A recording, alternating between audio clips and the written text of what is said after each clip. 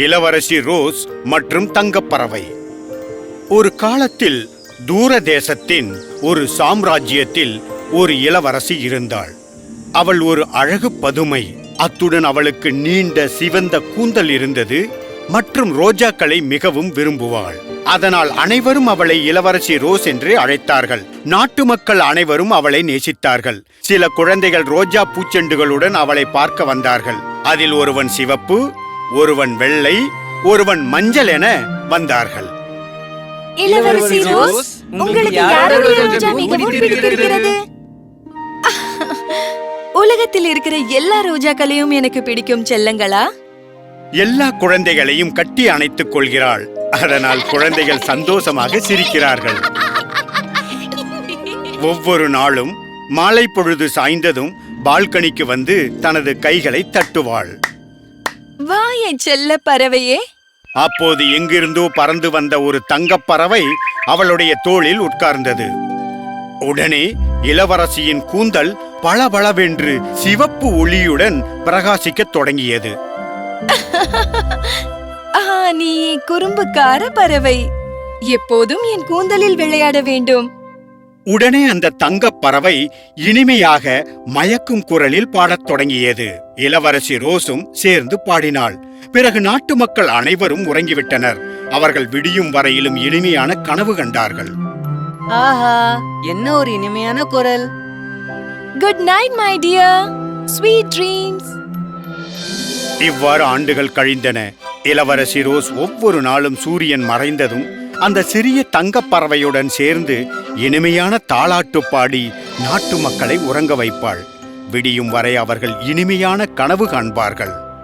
ஆனால் ஒரு நாள் ஒரு பயங்கரமான நிகழ்வு நடந்தது. அதாவது தீய சூனியக்காரி ஒருத்தி இளவரசி ரோஸை பற்றி தெரிந்து கொண்டாள். இளவரசி பாடத் தொடங்கியதும் சூனியக்காரி தன் காதுகளை மூடிக்கொண்டாள்.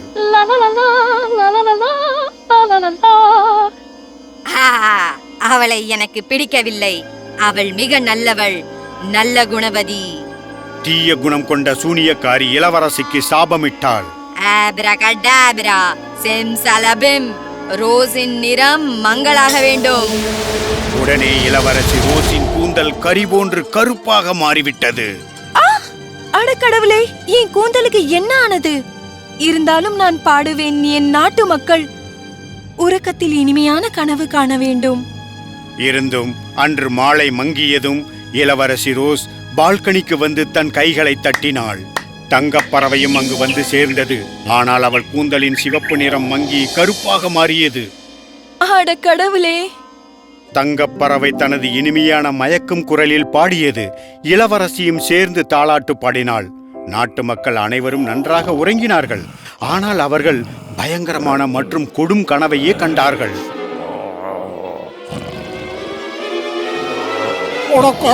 பயங்கரமான கனவு. எனக்கு எல்லாம் இருட்டா இருந்தது. எல்லா இடத்துலயும் பாம்புகளை பார்த்தேன். நான் கடல்ல மூழ்கி போற மாதிரி கனவு கண்டேன். இப்ப எனக்கு தூங்கறதுக்கு ரொம்ப பயமா இருக்கு. அடுத்த நாள் கவலையுடன் இருந்த இளவரசி தங்கப்பறவையை அழைத்து தனது பிரச்சனையை கூறி அதற்கான தீர்வையும் கேட்டாள். தங்க பறவையே சொல்லு, விடியும் வரை என் நாட்டு மக்கள் இனிமையான கனவுடன் தூங்குவதற்கு நான் என்ன செய்ய வேண்டும்? கருங்கூந்தலை ரோஜா நீரில் நனை. கருங்கூந்தலை ரோஜா நீரில் நனை. சரியாகுமா? ஆச்சரியம்தான். இந்த ஆலோசனையால் இளவரசி ஆச்சரியப்பட்டாலும் அதன்படியே செய்யத் தொடங்கினாள். ஒரு கொப்பரை நிறைய தண்ணீரை நிரப்பி அதன் மேல் ரோஜா இதழ்களை தூவினாள். பிறகு தனது கூந்தலை அத்தண்ணீரில் முக்கி எடுத்தாள். உடனே அவளது கூந்தல் சிவப்பு நிறமாக மாறின. ஆஹா, மீண்டும் சிவப்பாகிவிட்டன. நன்றி பறவையே, மிக்க நன்றி. அன்று மாலை அந்த பறவை அவளது தோளில் வந்து அமர்ந்தவுடன் பளபளத்த அவளது சிவந்த கூந்தல் இரவு வானத்தின் அழகை இன்னும் மெருகேற்றியது. இளவரசி தாலாட்டு பாடினாள். நாட்டு மக்கள் அனைவரும் நன்றாக உறங்கியதோடு விடியும் வரை இனிமையான கனவையும் கண்டார்கள். என்ன, மீண்டும் பாடுகிறாளா? தீய குணம் கொண்ட சூனியக்காரியின் சாபம் உடைந்து விட்டதால் கடுமையான கோபம் கொண்ட அவள் அடுத்த தீய திட்டத்தை தீட்டத் தொடங்கினாள். இப்போது நான் யார் என்று காட்டுகிறேன். ஆப்ரகடாப்ரா, செம்சலபிம், ரோஸின் நிறம் மங்களாக வேண்டும். இதனால் இளவரசியின் கூந்தல் மீண்டும் கருப்பாக மாறியது. கடவுளே, திரும்பவுமா? எனக்கு என்ன நடக்கிறது? நாடெங்கும் மலர்ந்துள்ள அனைத்து ரோஜா மலரையும் சூனிய கிழவியே பறித்துக் கொண்டாள். இப்போது சோகமே உருவாக இருக்கும் இளவரசியை பார்த்து சூனிய கிழவி அகங்காரமாக சிரிக்கிறாள். இப்போது என் சாபத்தை எவ்வாறு உடைப்பாள் என்று நான் பார்க்கிறேன். மீண்டும் ஒருமுறை இளவரசி கவலையுடன் தங்கப்பறவையிடம் கேட்கிறாள். சொல்லு தங்கப்பறவையே, மீண்டும் என் மக்கள் விடியும் வரை நல்ல கனவு காண என்ன செய்வது? பறவையோ முன்பு கூறிய அதே பதிலைத்தான் இப்போதும் கூறியது. கருங்கூந்தலை ரோஜா நீரில் நனை. ஆனால் இந்த ராஜ்யத்தில் எங்குமே ஒரு ரோஜா பூ கூட இல்லை. கூந்தலை ரோஜா நீரில் நனை. பறவை கீச்சென்ற சத்தத்துடன் பறந்துவிட்டது. ஓ, வேண்டாம், போகாதே. வேற ஒரு தீர்வை எனக்கு சொல்லு. இளவரசிக்கு என்ன செய்வதென்றே புரியவில்லை. மிகுந்த மனவேதனை அடைந்த அவளுடைய கண்களில் கண்ணீர் நிறைந்தது. அதில் ஒரு துளி கண்ணீர் தரையில் விழுந்தது.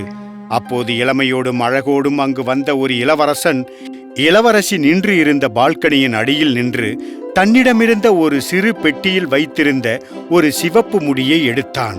அந்த முடியை இளவரசி சிந்திய கண்ணீர் துளியின் மீது போட்டான். அதன் பிறகு அதிசயம் நடந்தது.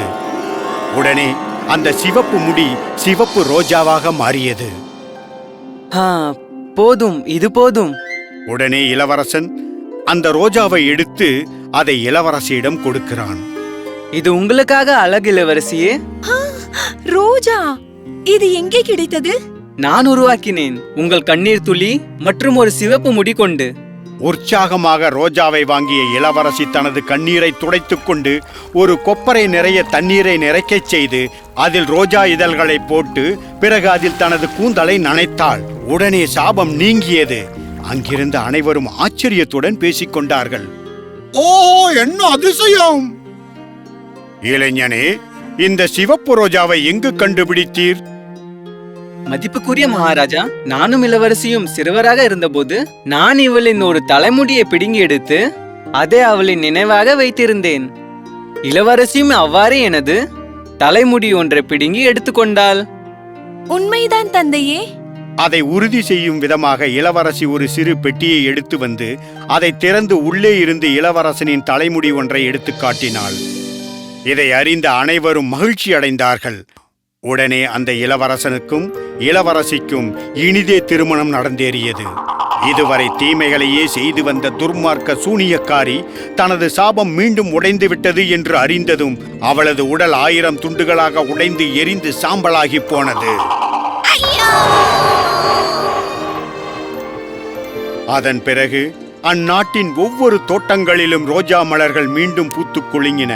காலங்கள் உருண்டோடின.